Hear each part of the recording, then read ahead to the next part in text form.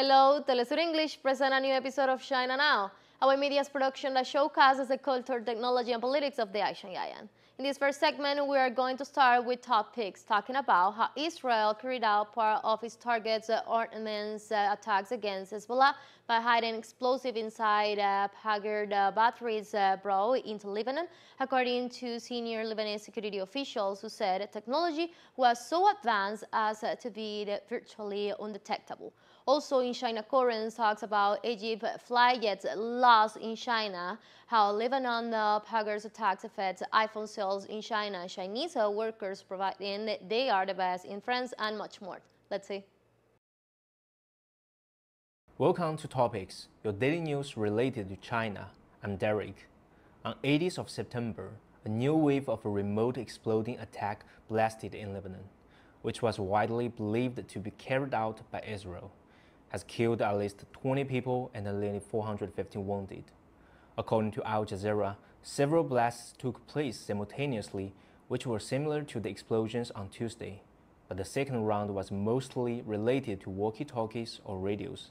Lebanon's state news agency said some of the explosions occurred in a brand of two-way radio, with images from the scenes showing walkie-talkies labeled with Icon and made in Japan. Icon is a Japanese manufacturer of wireless communication equipment producing amateur radios and navigation products. Its products are sold in more than 80 countries around the world, with subsidiaries in the US, Australia, Germany, and Spain. According to the company, it has also supplied electronics gear to public safety organizations and the US Department of Defense and the Marine Corps. A statement on the company's website said that the ICVA-2 handheld radio was produced from 2004 to 2024 and exported to overseas markets, including in the Middle East. The company also emphasized that its products were sold overseas only to its authorized distributors, in line with Japanese government regulations. When it comes to the device that exploded in Lebanon, Icon explained those devices were not fixed with a counterfeit prevention sticker, making it hard to confirm whether they were produced in Japan. However, the company refused to specify how it determined that radios did not have the label. Both Hezbollah and the Lebanese government accused Israel of making these attacks. Israel has not yet directly commented on the blasts, but the Israeli Defense Minister Yoav Gallant said in a speaking to Israel soldiers on Wednesday that Israel is at the start of a new phase in the war. Despite no mention of the explosions of electronic devices in Lebanon, Gallant praised the work of Israel's army and security agencies, noting the results are very impressive. The U.S. denied having any pre-knowledge about the blasts. However, according to Reuters, a U.S. official speaking on condition of anonymity stated that Israel told Washington on Tuesday it was going to do something in Lebanon. The exact cause of the explosions remains unknown, but several analysts have suggested that the supply chain of the devices was tampered with or manipulated before reaching Lebanon. Bomb disposal specialist Chris Hunter told Al Jazeera that Israel may have gained access to the supplier. In a letter to the UN Security Council, Lebanon's mission to the United Nations reported that a preliminary investigation by Lebanese authorities found that the communication devices involved in the blasts had explosives planted in them before they arrived in Lebanon. Interestingly, in 2020, the US had led a so-called Clean Network initiative against China, which says it seeks to eliminate the long-term threat to data privacy, security, and human rights posed to the free world from the authoritarian malign actors. According to the State Department's website, Israel, Japan, and the Taiwan authorities are still among US partners in this initiative. However, the latest attack makes Chinese people doubt whether a pair of dirty hands can really clean the internet. China Current is a weekly news talk show from China to the world. We cover viral news about China every week and also give you the newest updates on China's cutting-edge technologies. Let's get started.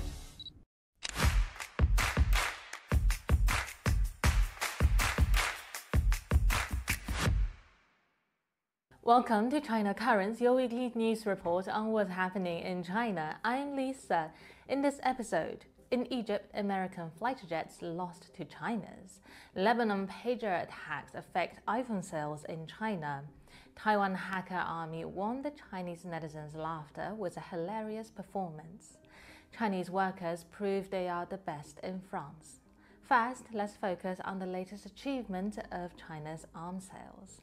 According to Chinese media, the paper, on the 16th of September, the Egyptian Air Force will purchase Chinese fighter jets to replace Americans' F-16. The Egyptian Air Force plans to purchase the J-10C fighter jet produced by China's Chengdu Aircraft Industry Group. The aircraft can carry 5,600 kilograms of either missiles and bombs and can fly at a maximum speed of 1.8 Mach. Its combat radius is 550 kilometers, while the direct distance between Cairo and Tel Aviv is 402 kilometers. This means that if Israel has an air show, Egypt's J-10C would only need 11 minutes to get there. While Egypt's specific procurement quantity has not been disclosed, Voice of America claimed that China is expanding and targeting the Middle East regional market. However, according to information disclosed by other American media, the Middle East regional market is evidently being messed up by Americans' unreasonable pricing strategy. In fact, the Egyptian Air Force operates 220 F-16s, making it the fourth largest F-16 operator in the world. Washington had offered Cairo the upgraded F-16V, but the price of it was unreasonably expensive. For example, the US once sold 66 of them to Taiwan Island for $8 billion, which means each fighter jet cost $121 million. In contrast, Pakistan signed a $1.4 billion deal with China in 2009 to buy reported 36 J-10Bs, with a unit price of only $39 million.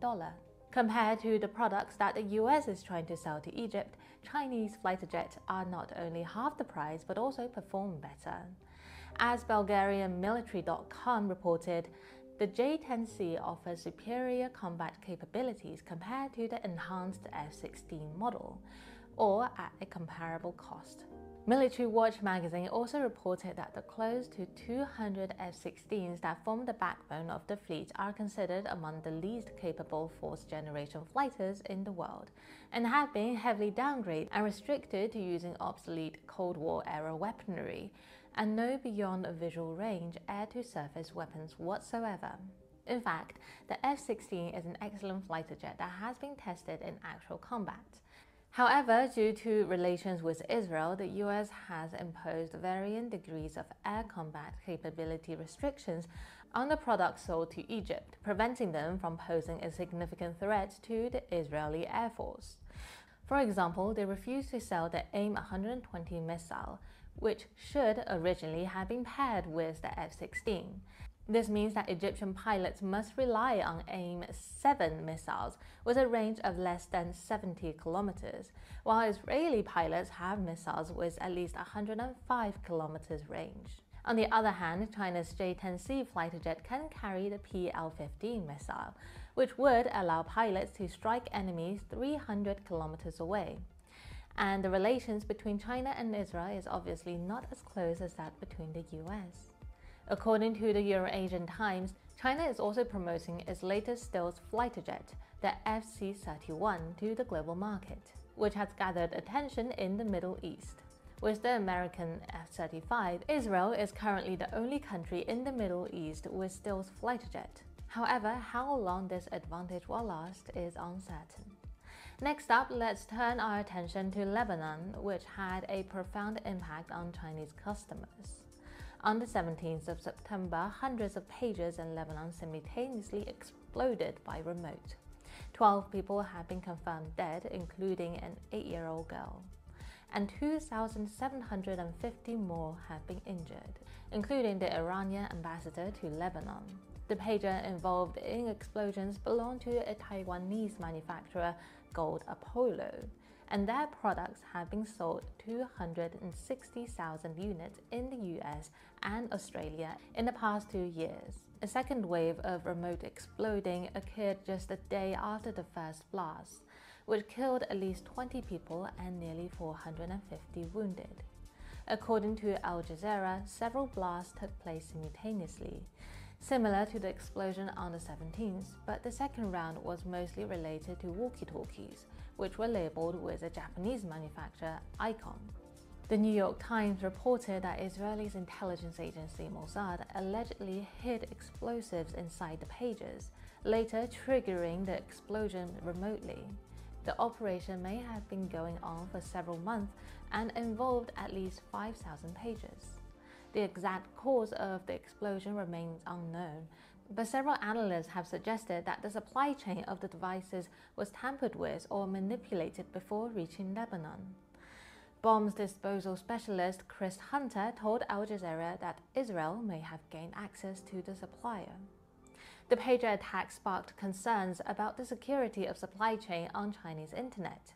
In 2020, the US led a so-called Clean Network initiative against China, especially Chinese technology giant Huawei, which says it seeks to eliminate the long-term threat to data privacy, security, and human rights posed to the free world from authoritarian malign actors. According to the State Department's website, Israel, Japan, and Taiwan authorities are all among the US partners in this initiative. The recent pager attacks have led many in China to question whether US and its allies are really endangering the global supply chain by pushing Chinese products out of the market. On China's largest social media platform, Weibo, Xiang Ligang, a blogger with 1.6 million followers, commented that the pager attacks have seriously undermined the credibility of electronic devices worldwide. He noted that many people in China are now questioning the security of products like iPhone and Tesla. Several days after Apple released its latest iPhone, both Pinduoduo, Chinese Temu, and Taobao, the two largest e-commerce platforms in China, have slapped a 4% discount on the high-end iPhone 16 Pro Max, which only came out for 3 days in China. For Chinese consumers, iPhones used to sell out immediately upon release. People queue up and even had to pay extras to scalpers to buy them. Things are changing. Next up, a Taiwanese hacker group were caught by mainland China. On the 23rd of September, China's Ministry of State Security exposed a Taiwanese hacker group specializing in fabricating fake news. Originally, their mission was to hack into the websites of universities and airlines in mainland China to steal confidential data and to spread misleading information through bot accounts, and they unsurprisingly failed. The hacker group, named Anonymous 64, is led by members of Taiwan's Cyber Army, established in June 2017 by Taiwanese authorities. Interestingly, the Taiwanese government denies any involvement. This group operates an X account where they boldly claim to have hacked the official website of 40 mainland Chinese universities and frequently posted images of hacking mainland China's digital billboards and internet television to spread hate speech.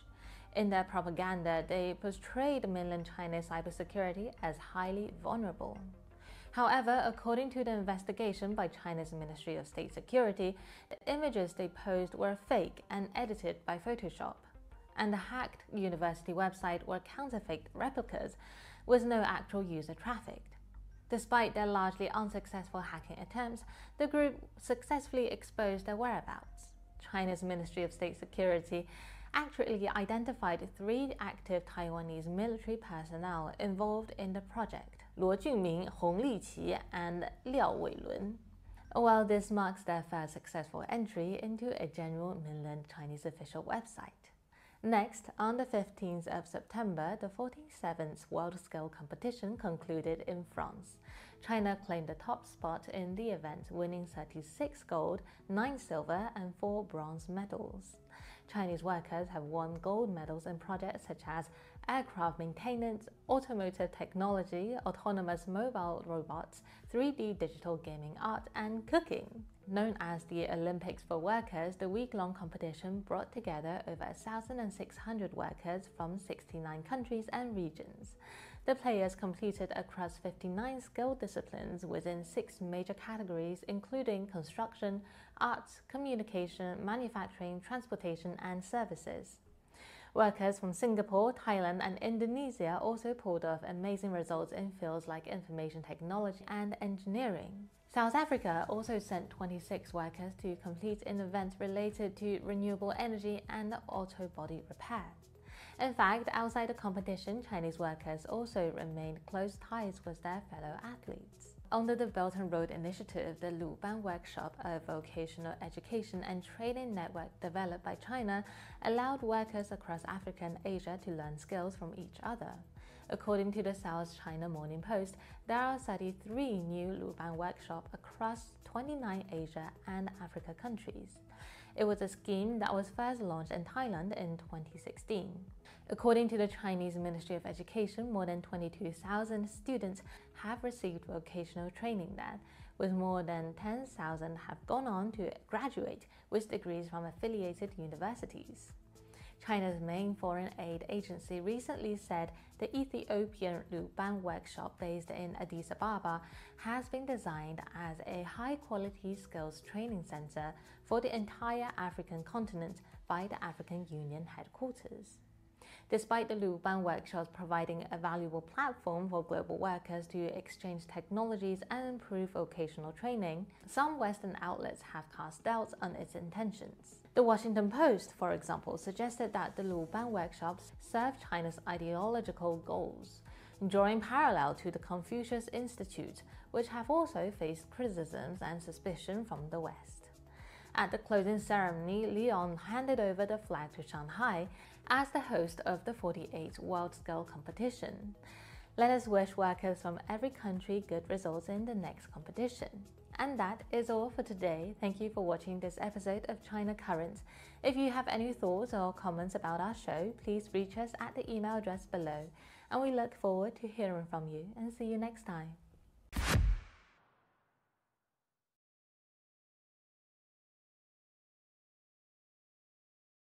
We'll go for a short break, but we'll be right back. Stay with us.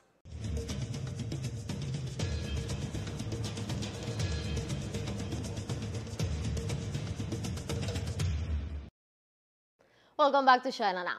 In this second segment, we have Thinkers Forum with Jan Ortberg, academic and director of Transnational Foundation for Peace and Future Research.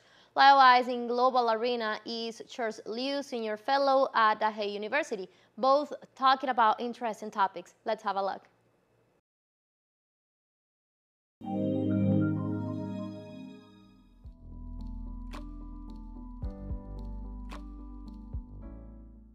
Now, if you go to 9/11, it was a lousy conflict analysis because everybody asked, how was it done and who did it? The attack, on World Trade Center and Pentagon. And the third one was meant to be the White House, but the plane crashed. They did not ask, why was it done? And so if you don't ask why, you cannot solve the problem. But that was not the intention for the US. The US wanted to exploit that victimhood, and I'm not underestimating it, but 3,000 people, less than 3,000 people were killed on 9/11/2001. Majority of which, or at least half of which, were not American citizens, but people who sat from all over the world in the World Trade Center. So, with due respect to every life that cost, the United States decided to exploit that situation for saying, now we're going to have a global war on terror, the GWOT, the Global War on Terror. Our war on terror begins with Al-Qaeda, but it does not end there. It will not end until every terrorist group of global reach has been found, stopped, and defeated. That means wherever we think that the guys who did this came from, we are going to bomb and occupy. So on the 7th of October, they invaded Afghanistan.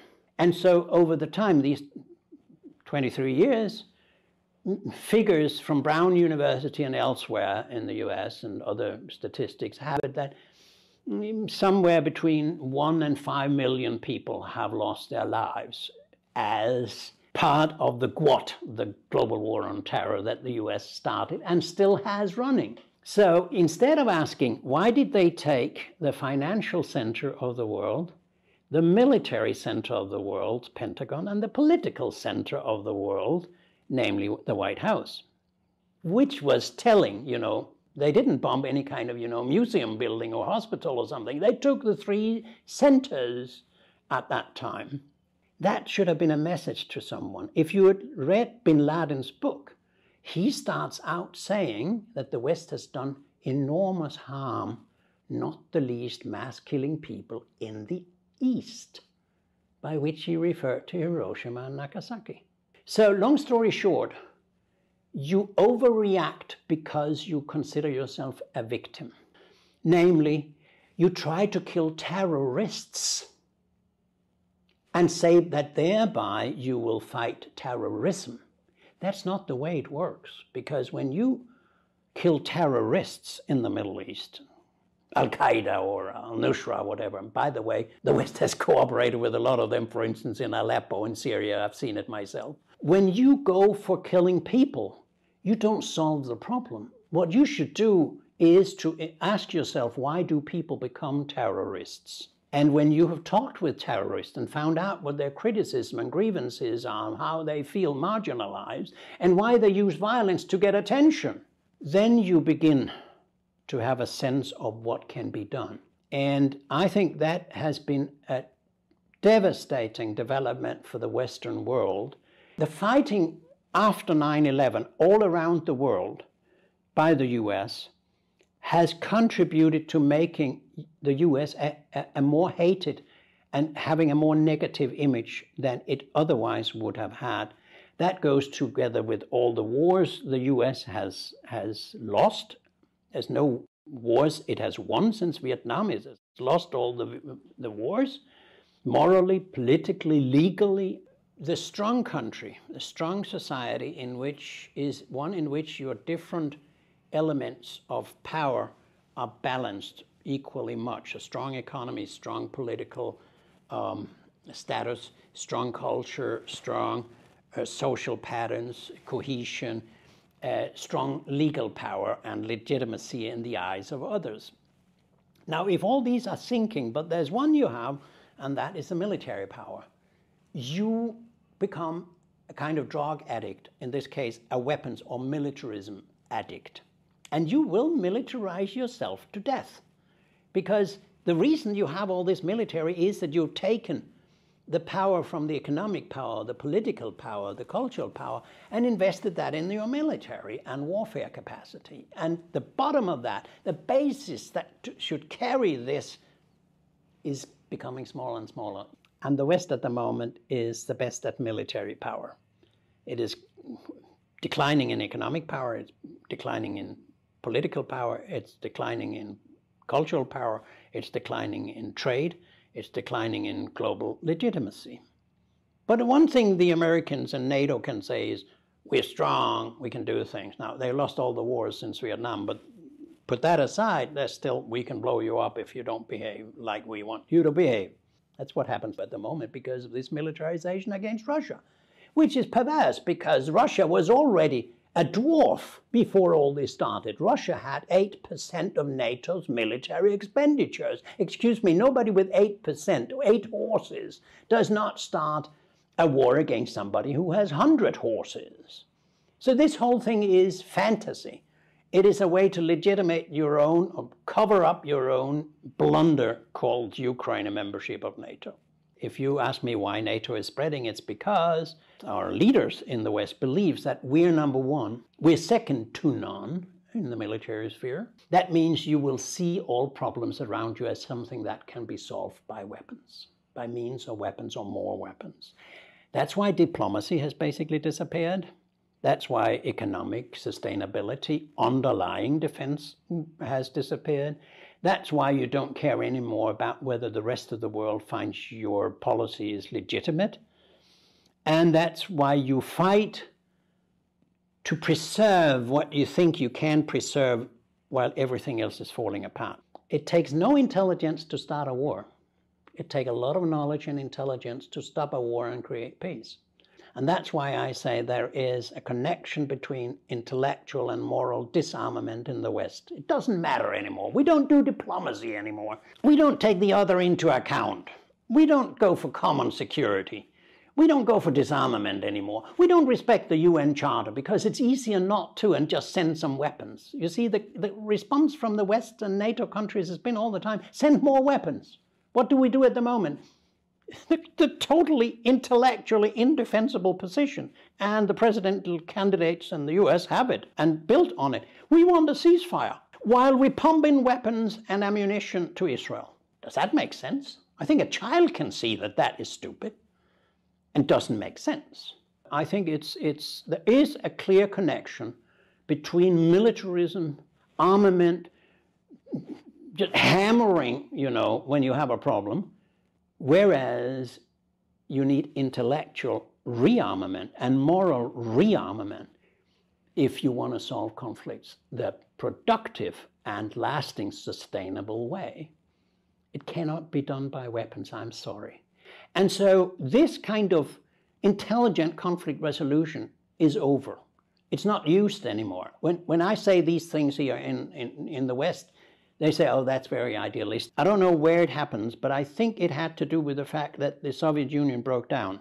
Warsaw Pact disappeared, and then you could do anything you liked. There was a free world for the West in 20 years where you could start any war, you could bomb here and there. There was no Soviet Union that could prevent it. There was no China that could prevent it. There was nobody else who could prevent it. Now, let me give you a personal experience that I had in the 80s. I'm that old. Our colleagues, me and my colleagues, were working for the Swedish Foreign Ministry, writing reports, doing conceptual analysis. What is deterrence in psychological, political, and moral terms and things like that. And they would get the material and they would then say, come up that and that day and we will go through your text and we have a lot of questions to you. Why? Because Sweden needed, as a non-aligned, to a certain extent neutral country, to develop its own policies and be unique, because it did not just call Brussels or Washington, what shall we do? It had to, because it had its own policy, it had to be very, very solidly based in knowledge and clear concepts. Now, that's not the Sweden today. The Sweden today is a foreign policy that is completely in the interest of the United States. As a member of NATO, it has no independent foreign policy anymore. In my view, you could just as well close down the Ministry of Foreign Affairs, apart from ambassadors around the world, that's nice. And it is a total de-intellectualization. It's a foreign policy and security policy formulated without you needing any knowledge. Because you get the inspiration, the words, even the Twitter statements for press conferences, you get them through the Western influence. That's how Sweden, where I come from or live in, I've seen this, setting up of not only NATO membership, but 17 American military bases on Swedish territory, 15 in Finland, 3 in Denmark, and 4 or 5 in Norway, and more than 40 bases in 1 year set up in what used to be a peaceful corner of the world. Not only NATO membership, but bilateral agreements about bases that will be under American jurisdiction, where, for instance, the sovereign state of Sweden has abdicated parts of its independence and sovereignty and given it to the United States. For what reason? For being used if there is a conflict with Russia. Not that we have something that we can contribute, not something that NATO is interested in, not something the Western world could make good means of, such as a mediation capacity, such as a strong disarmament policy, such as an inspirational UN relationship. We don't have it. We have nothing to give anymore. You can add to that, Ukraine with NATO expansion is a factor that makes the West go down, because everybody who is not NATO can see that NATO was a main conflict creator until Russia, unfortunately, and I would say not very productively, invaded Ukraine. And then you had Nord Stream, and now you have the genocide in Gaza. All these things are contributing to undermining the authority and credibility and legitimacy in the rest of the world's eyes of the United States and the Western world, NATO and the European Union. I have never been anti-Western or anti-American, but I feel it's painful to see how nobody is threatening the West. But thanks to its own confrontational policy, its own militarism, its own, we can do nothing wrong, the hubris, we are demolishing ourselves in the West. I think that's very sad, and I wish there would be some leadership somewhere in the West who could say, hey, we got to find out before it's too late. It has all the time been, we're doing nothing wrong. It's the others who are foolish or dangerous or a challenge. We keep on doing what we want. We step up what we do, not seeing that what they do has been self-destructive. And that's intellectually, it's disarmament, while you promote rearmament with military means. And that's very sad to see for those of us living in the West. A spokesman of the Turkish government has announced that Turkey is thinking of joining BRICS, or BRICS Plus as it stands now, because now it's more than the 5 original countries. And this is fascinating because for Turkey, which has been seeking to join the EU for a long time, has had problems. But he's also a member of NATO, a member of the US military alliance, is now seeking to join BRICS. Now, what does this mean? Of course, the US would not be very happy, because for Turkey, a member of NATO, to join BRICS is clearly taking a stance for and with the global South. I think what we have is a situation in which countries, independent and sovereign states, are seeking the best for their countries, the best for their people. And it seems that participation in NATO does not seem to measure up in terms of improving the lives of the people of Turkey. But joining BRICS may actually help in promoting South-South collaboration and promoting better trade, better financial terms, better everything among the members of BRICS. And given the fact that BRICS is now talking about a settlement currency for members of BRICS, starting with its settlement in local currencies, but possibly a BRICS currency for trade settlement, which will all be very helpful to BRICS members, and other financial institutions being established, BRICS Bank, BRICS development institutions. All of this would be quite meaningful for Turkey. I think these are real things, concrete things, much more than the imaginary enemies that NATO gets together to fight against. For the West, there's a concern that this taking a position on wanting to join BRICS, not only by Turkey but many others, is actually siding with China, siding with Russia. Now, this is absolutely ridiculous, because BRICS was something that was created by a Goldman Sachs banker. Brazil, India, Russia, China, and South Africa. It just happened that BRICS sounded good. It is not a political or a geopolitical formation. It's just that these 5 countries at the head of the state level decided that it would be interesting to have a collaborative effort along the lines of these 5 countries' interests. And that's why it was formed. And then they found there are lots of commonalities in terms of what they have to deal with, in terms of their development efforts. So they worked along those lines. Now, very good. Many other developing countries discovered this is very helpful, and hence decided to join and actively participate. And this is why Turkey is now seeking to join. It has nothing to do with taking the side of China or taking the side of Russia.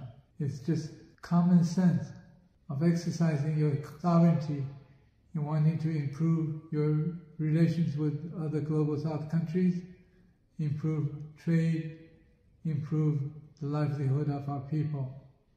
I think the way things are moving is not just Turkey, but others will probably be joining. But the way things are going, BRICS Plus will become quite an entity, quite a sizable entity very soon. But it's a good thing. It's a good thing where the Global South collaboratively try to accelerate their development efforts and improve the lives of their people.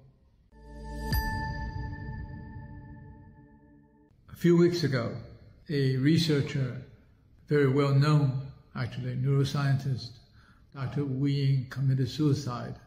And the National Institute of Health formally declared that many of the researchers have found that there have been discriminatory practices and really a lot of emotional and psychological pressure on Asian Americans, especially those of the Chinese descent. This is nothing new. We've known that this has been happening after Donald Trump, while he was president, launched a program to target Asian American, especially Chinese Americans, for national security reasons, quote unquote. And thereafter, there have been other legislation in US Congress targeting the same, and even more ridiculous, targeting the Chinese government in terms of whether or not they had influence over researchers to capture US information or science and technology secrets. Now, for someone who's been, I guess, subject to the same thing more than 50 years ago, I can actually talk quite a bit about this because I remember the days of Martin Luther King, Reverend Martin Luther King leading demonstrations for civil rights against discrimination. I remember in 1968, the massive march on Washington. At that time, America talks about everybody being equal, human rights for all, and so on and so forth. But sorry, the N-word, you go to the back of the bus, or you don't even get a seating. And the N-word was prevalent all over, and it was commonly used. But it's nothing new for Asian Americans either, because at that same period, during that same period, you had many expressions used, derogatory expressions used against Asian Americans. Many of you probably have not heard of the expressions used at that time. And I was subject to exactly that. That continued on until today. But now it's become an international thing. It's China, China, China, Chinese Communist Party. But behind it all, underneath it all, is still racism and discrimination. A couple of years ago, fellow alumni of my alma mater, Princeton University, was putting together a scholarship fund for Chinese students to study at Princeton. And eventually, a thing was dropped because we were told, let's not say by whom, but let's say by university officials, that there is a discriminatory practice against foreign students from China, where FBI required reports on a regular basis on their activities. And even university officials were unhappy about what they had to do and were absolutely outraged by the discriminatory practices being imposed on them by the US government. Of course, we know that this US government has now other regulations coming out, and come and study in the US, pay full tuition, but don't touch the sciences. You can study this non-science subject. It's really amazing when you think about it. I think back 50 years, more than 50 years ago, when Dr. Martin Luther King and against the war in Vietnam and demonstrations against the bombings in Cambodia and so on and so forth, going back over 50 years.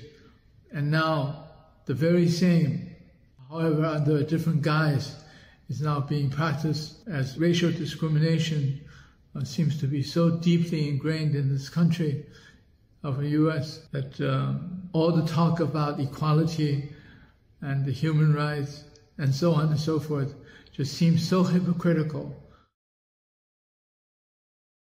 And this was another episode of China Now, a show that opens a window to the present and the future of the Asian island. Hope you enjoy it. See you next time.